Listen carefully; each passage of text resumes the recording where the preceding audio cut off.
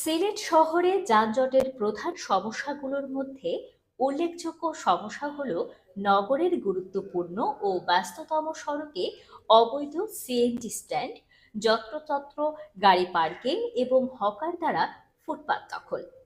সম্প্রতি এই সমস্যা তীব্র আকার ধারণ করেছে। নগরীর প্রত্যেকটি অস্থায়ী স্ট্যান্ডে সিটি কর্পোরেশন ও ট্রাফিক বিভাগ কর্তৃক গাড়ির সংখ্যা ও স্থান নির্ধারিত থাকার পরও নির্ধারিত স্থানের বাইরে রাস্তায় গাড়ি চলাচলে প্রতিবন্ধকতা সৃষ্টি করে অসংখ্য সিএনজি চালিত অটোরিকশা অবস্থান করতে দেখা যায়।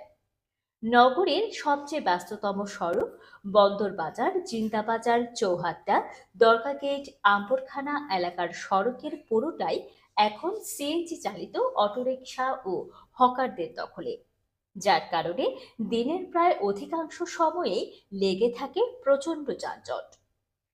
আম্বরখানা পয়েন্ট থেকে বন্দরবাজারমুখী, এয়ারপোর্টমুখী, পাঠানটুলামুখী ও টিলাগড়মুখী রাস্তায় অন্তত ৩ শতাধিক সিএনজি চালিত অটোরিকশা অবস্থান করে।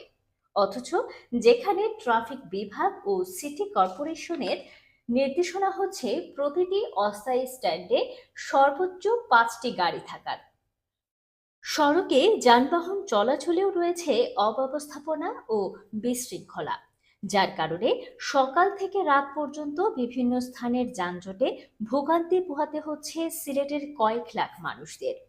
যত্রতত্র সিএনজি স্ট্যান্ড বসিয়ে যাত্রী ওঠানামা করানো, ফুটপাত বেদখল, অধিকাংশ বিপণী বিতান ও শিক্ষা প্রতিষ্ঠানগুলোর নিজস্ব পার্কিং ব্যবস্থা না থাকায় অনেকেই যেখানে সেখানে গাড়ি পার্কিং করছেন, যার ফলশ্রুতিতে ঘর থেকে বের হলেই নগরবাসীকে পোহাতে হচ্ছে যানজট ভোগান্তিতে।